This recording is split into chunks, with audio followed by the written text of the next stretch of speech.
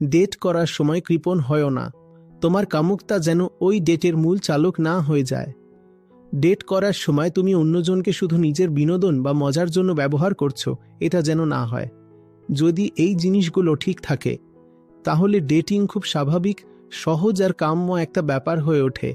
একটা ছেলে আর একটা ছেলের সঙ্গে দেখা করতে পারে, একটা মেয়ে আর একটা মেয়ের সঙ্গে দেখা করতে পারে, আর একটা ছেলে মেয়ে একে অপরের সঙ্গে দেখা করতে পারে। সবই ঠিক আছে, এটা হওয়াই উচিত।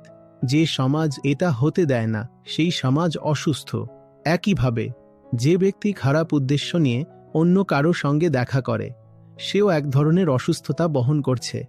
যদি তুমি সমাজের ভয় কারোর সঙ্গে সাক্ষাৎ না করো সেটাও অসুস্থতা। আবার যদি তুমি শুধুই নিজের স্বার্থে ব্যবহার করার জন্যই কারোর সাথে সাক্ষাৎ করো সেটাও অসুস্থতা। কারোর সঙ্গে দেখা করো, ডেট করো, কিন্তু সঠিক উদ্দেশ্য নিয়ে এবং হৃদয়ের সঠিক কেন্দ্র থেকে করো, তাহলেই সব ঠিক থাকবে।